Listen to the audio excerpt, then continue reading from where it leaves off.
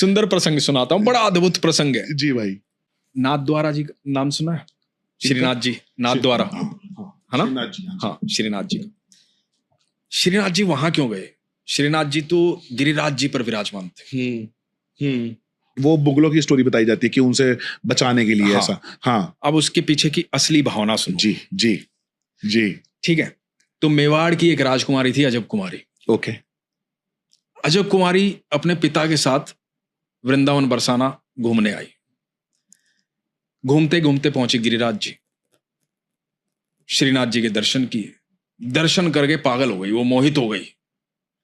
ऐसे अद्भुत दर्शन, ऐसे अद्भुत ठाकुर जी उसने कभी नहीं देखे थे। दीवानी हो गई उनकी। अब क्योंकि वो तो घूमने आई थी, मेवाड़ वापस जाना था पिता के साथ। वापस जाने लगी, जैसे जैसे वो मेवाड़ की तरफ बढ़ने लगी ना, उसे लगा कि मेरा कुछ सब कुछ छूट रहा है यहाँ पे, मैं यहां से जा ही नहीं सकती, सब कुछ छूट गया है यहाँ पे। और उसके अंदर विरह की भावना उत्पन्न हुई। वो ऐसी भावना उत्पन्न हुई कि वो अपने राज्य में जाकर के, मेवाड़ जाकर के बीमार पड़ गई। अब राजा थे वो तो, उनके पिता, बड़े वैद्य बुलाए, हकीम बुलाए। अब वो इलाज करें, कोई इलाज ही नहीं हो रहा। तबीयत खराब, क्योंकि विरह में है। अब उस विरह को कौन समझे? वो तो वही समझती थी। बिल्कुल। तो उसने बताया अपने पिता को कि मुझे ठाकुर जी की याद आ रही है, मुझे ब्रिज जाना है, ठाकुर जी के पास जाना है। तो पिता ने कहा कि ठीक है बेटा, लेकिन कुछ दिन के लिए भेज सकता हूं तेरे को, 10-15 दिन के लिए, 20 दिन के लिए होया, रहना नहीं है वहां। बोले ठीक है। 15-20 दिन की परमिशन मिली, वो वहां आ गई दोबारा से। अब जो यहां आई, वो गई श्रीनाथ जी के दर्शन करने। अब हर समय, हर पल, हर क्षण वहीं श्रीनाथ जी के सामने खड़ी रहती, ठाकुर जी को निहारती रहती, प्रेम में पागल आंखों से अश्रु बहते रहते। अद्भुत प्रेम जागृत हो रहा है। अब उसको लगा कि मैं क्या ऐसा करूं कि मैं यहीं ठाकुर जी के पास रहूं। तो गोस्वामियों से पूछा कि भाई मुझे भी कुछ सेवा दे दो, आप सब सेवा करते हो, मुझे भी कुछ ऐसा बता दो, मैं यहीं रहूं ठाकुर जी के पास, मैं इन्हें देखते रहना चाहती हूँ। तो गोस्वामी ने बोला कि भाई ठाकुर जी की सेवा तो सारे गोस्वामी करते हैं, तो तुम एक काम करो, जो तुम्हारे मन में आए वो सेवा कर लो। तुम्हें अच्छा गाना आता है तो भजन सुना दो ठाकुर जी को, नृत्य आता है तो नृत्य कर दो, जो तुम्हें आता है ना वो कर दो, वही सेवा है ठाकुर जी। तो अब क्योंकि ये तो राजसी परिवार की थी, तो इसको चौसर खेलनी आती थी, चौपड़। तो इसने कहा मुझे तो चौसर खेलनी आती, तो मैं तो ठाकुर जी के साथ चौसर खेलूंगी। तो ये ठाकुर जी के साथ चौसर खेलनी शुरू हो गई। अब रोज क्या करती, ये बड़ी खिलाड़ी थी उसकी, मतलब इसे कोई हरा नहीं सकता था। तो ये ठाकुर जी की भी बारी खुद चलती, अपनी बारी भी खुद चलती, लेकिन अंत में आकर के रोज ठाकुर जी को जितवा देती। ओके। खुद हार जाती। और धीरे धीरे ऐसा होने लगा कि जब ये ठाकुर जी को जितवाती, तो वो जो विग्रह था श्रीनाथ जी का, उनकी मुस्कुराहट दिखाई देती थी। और खाली अजब कुमारी को दिखाई नहीं देती थी, बाकी सबको भी दिखाई देने लगी। अच्छा। और उनकी दंतावली दिखाई देने लगी, उनके दांत दिखाई देने लगे। तो यहाँ दिखती थी जो। हाँ। सब हैरान हो गए कि यार श्रीनाथ जी के दांत दिख रहे हैं, विग्रह के दांत दिख रहे हैं। अब ये रोज उनको जिता देती, और ठाकुर जी बड़े प्रसन्न होते हैं।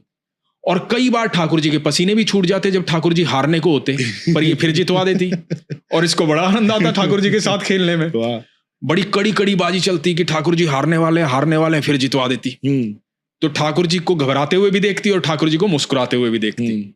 बड़ा आनंद से समय व्यतीत हो रहा था। अब इसका बुलावा आ गया। जो साथ आए थे उन्होंने कहा कि पिताजी ने बुलाया है, आपकी छुट्टियां पूरी हुई, अब अपने राज्य चलिए। तो इसने कहा कि जाने से पहले एक बारी और खेलूंगी। अच्छा। तो बोले कि ठीक है। अभी एक चौपड़ और बिछाई। आज इसको बड़ा गुस्सा आया हुआ था, क्योंकि इसको जाना है। इसने सोचा आज मैं ठाकुर जी को नहीं जिताऊंगी। अच्छा। आज मैं खुद जीतूंगी। ये खेलने लगी। ये जैसे जैसे खेलने लगी, खिलाड़ी तो बड़ी थी। इधर ये ऐसी ऐसी चाल चल रही थी कि ठाकुर जी निरंतर हार रहे थे, ठाकुर जी के पसीने छूट रहे थे, ठाकुर जी का चेहरा उदास हो रहा था।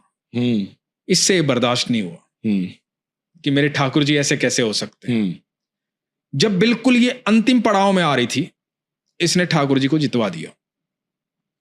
खुद जीतना चाहती थी लेकिन ठाकुर जी को जितवा दिया। जैसे ही ठाकुर जी को जितवाया, इसकी आंखों में अश्रु थे, ठाकुर जी के चेहरे पर मुस्कुराहट आई और ये उठकर जाने लगी, ये कह के कि आज मैं जा रही हूं। और ऐसा कहते हैं पारस भाई, श्रीनाथ जी ने अजब कुमारी की बाह पकड़ ली। वो जो विग्रह था, श्रीनाथ जी ने बाह पकड़ ली और बोले कि मैं तुझसे प्रसन्न हूं। बोले कि मैं तेरी भक्ति से, तेरे प्रेम से प्रसन्न हूं, तू बता तुझे क्या चाहिए। अजब कुमारी की आंखों में आंसू आ रहे हैं, शरीर कांप रहा है, ठाकुर जी को निहार रही है, होठ कांप रहे हैं। ठाकुर जी कह रहे हैं कि बता क्या चाहिए। तो अजब कुमारी बोलती है, जो मांगूंगी वो दोगे।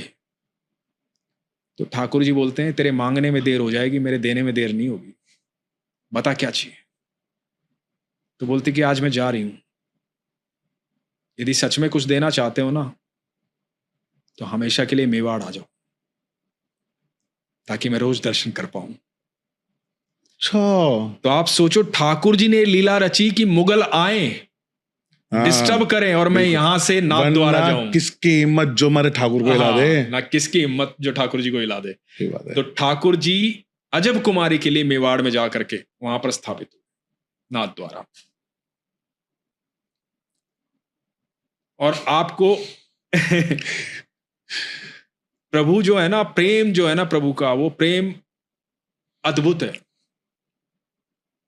प्रेम अद्भुत है। श्रीनाथ जी वहां पहुंचे, फिर